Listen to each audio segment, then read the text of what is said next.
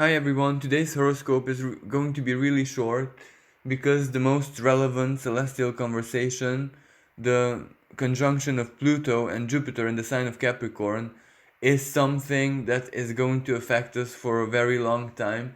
So I spoke about that in great detail in yesterday's horoscope, but also the weekly horoscope. So if you want to know what all that stuff can represent globally, but also in the lives of individuals, just check out the previous videos. So today, that theme is still ongoing. It's still going to be playing out all throughout the week and all throughout next week, because Jupiter and Pluto aren't going to be moving that much. And no matter how we look at it, the highlight of the week is definitely going to be tomorrow's super full moon in the sign of Libra. But before we get there, we have a really special celestial place taking place in the sky today, which is meant to prepare us for tomorrow's super full moon in Libra, which is going to be highly emotional, but maybe not in the most positive way for everyone, because it squares Pluto and Jupiter, and there's a couple of other squares it holds with very relevant asteroids, which are going to be a game changer for very many people, especially in that area of their lives which is ruled by Libra, 18 degrees of Libra. So if you want to know more about the super full moon in Libra and how it's going to affect your life, there's a specially dedicated video which you can find on my YouTube channel, or I can even make a link in the description below. So today, the moon in Libra, Mars in Aquarius, and Venus in Gemini are going to be forming a grand trine. Now, a grand trine is a supremely harmonious celestial conversation, which means a big blessing in all of our lives, but it's also very, very short term because it's formed by the moon. So it's only going to last for a couple of hours, and which means it's not going to be a huge manifestation of everything, really. It's going to be rather emotional clarity and epiphanies, an empowerment to your emotional world, which has to prepare you for tomorrow. As I said previously, tomorrow's full moon is going to be quite heavy, quite intensely emotional. That's why today's is going to provide us with emotional power to have the courage, Mars, to have the clarity, the moon, the light of the moon, and to have sufficient self-love, Venus and Gemini, to face whatever big truth tomorrow's full moon is going to reveal in our lives. So Mars is our ambition, Mars is our courage, Mars is the singularity of our wills, and in the sign of Aquarius, it has much to do what we want to accomplish in our lives in the future and all our interhuman connections. Venus in Gemini is the power of our minds. It is the fertility of our intellectual sphere. It is the beauty of our words, but also our very, very close relationships, as in Gemini, the twins, people who we are connected to on a soul level, on a deep soul level. While the moon in Libra is our relationships, our partnerships, our contractual relationships, as in everything official or romantic in our lives, but it also represents the moon, how we feel, what we feel towards all those people who we form relationships with, regardless of the natures of those relationships. So the power of this grand trine connecting three air signs can all of a sudden empower our decision making process, our mental sphere, our intellectual capacity to have a certain type of clarity in which we can look as objectively as possible on all our relationships, if they serve us the way we deserve to be served, if they offer us the same that we offer to them, if they project on us as much love, Venus, as much solidarity, and the ambition to be unconditional, the ambition to help, the ambition to be there for others, the ambition to sacrifice for others. Mars in Aquarius, because harmonious Interhuman connections are not easy, are not free. They require a lot of sacrifice, they require a lot of surrender, they require a lot of inner compromise where you tell your ego, well, maybe I don't like what I see, maybe they don't treat me the way I would like to be treated in my most elevated dreams, but they are still a value in my life. So I'm not gonna express my dissatisfaction. I'm gonna just, how should I say it? Project love, compassion, acceptance, non-judgmental approach onto others in hopes that maybe they will do the same for me. And this already creates harmony. And if that is mutual, if that is done by the other person as well, then we have a very healthy, positive, and constructive compromise.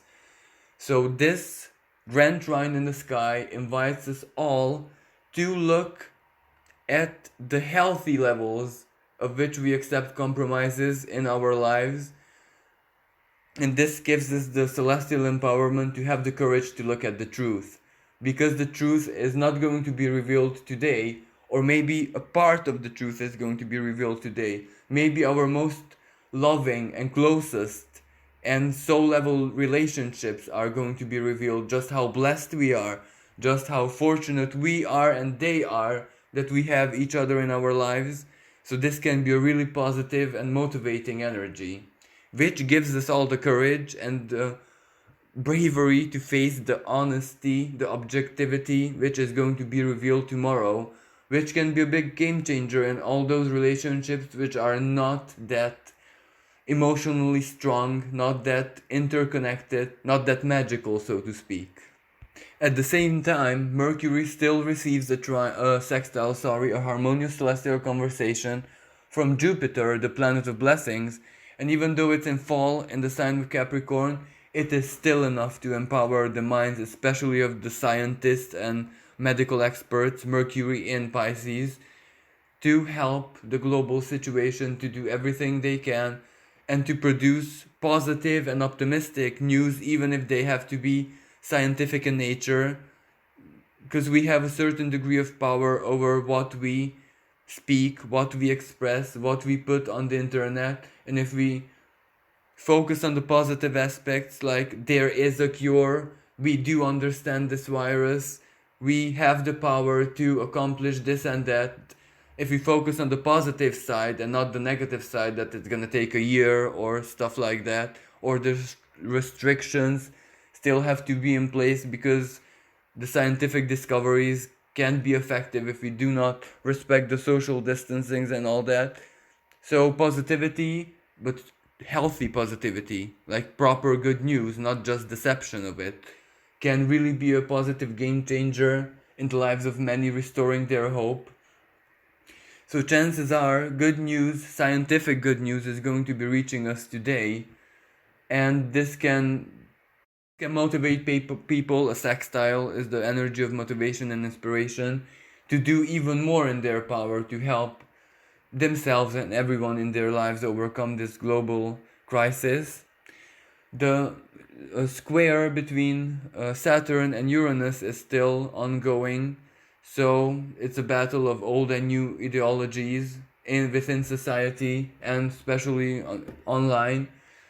And the square between Mars and Uranus is getting stronger, being exact tomorrow at the time of this super full moon. So that means we have to take extra caution with health and safety rules, because there's a high chance of accidents and even a higher chance for natural calamities, because Uranus in Taurus represents the crust of the earth and the seismic activities. And we also have a minor astrological conversation, a quincunx between the moon in Libra and Uranus in Taurus. And this means that we might have very surprising, unexpected, somewhat delightful or awkward offers of partnerships or communication or information coming from our partners. It could also be a certain type of truth, a certain type of epiphany. It can play out in various different ways, and because the moon also forms a lot of trines. So we may be at the receiving end of the more positive interpretation of this quincunx. So chances are it's either going to be very humorous, funny, light-hearted surprises and communication, or it could be awkward moments or confusing moments which ultimately lead to humor, and it gives us a chance to have a good laugh and just detach from the whole situation. The sun is already starting to square Jupiter and Pluto, and the power of the square is not exact yet, so it's just a faint influence. It's going to get stronger towards the end of the week, and chances are that very hard to process information or events or the way we perceive or interpret our external reality may be a little bit hard on the ego, our sense of identity, our sense of self, our mm, instinctual impulses, maybe survival mentality, so to speak, might be challenged during this time. So this can lead to assertiveness, anger, rage, not having our wills. The stars might ask us to surrender certain things. They might ask us to surrender our obsessions, our very strong feelings, and this can lead to moments of depression or anxiety or feeling really nervous. But we also have the power to transform this square into motivation with wisdom and self-knowledge, because self-knowledge here is really, really important. And if we are able to tap into the most positive expressions of this energy, this can be a peaceful surrender. It doesn't have to be rage, it doesn't have to cause lashing out, it doesn't have to create conflicts or anxiety. It can just be a peaceful surrender.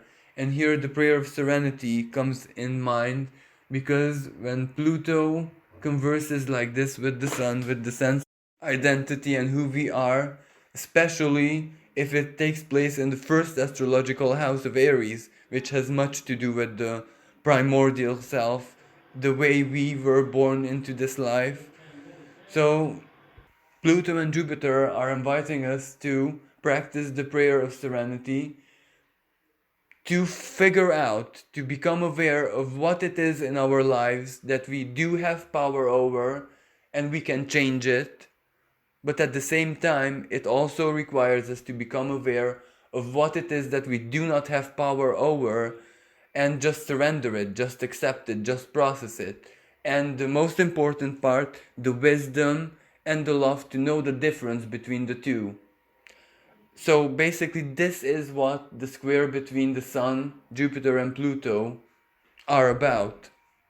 The trine between Saturn and Venus and Mars and Venus is still ongoing, so this is also very good and hopeful energy, because chances are that we can also harvest karmic rewards during this time, especially karmic rewards in which we placed a lot of effort, a lot of sacrifices, a lot of time into. So on the world stage, this is a really good energy, because scientists have been working overtime to create solutions and to help this situation. So the fruits of their labors might just come into existence, and it might just be positive news for everyone. And Venus with Mars is a very ambitious power. It's inspirational. It empowers and blesses our communication with beauty, inspiration. We can become muses for other people. So if you are a creative person, if you are relevant and have a lot of Mars power online, Aquarius, then this celestial conversation encourages you to do everything in your power to spread your truth, hope, or simply help other people through your work, through your intellectual creativity, because it can mean a lot of rewards and appreciation for you as well. So this concludes today's horoscope. Thank you so much for watching. Stay blessed and safe, everyone. Bye for now.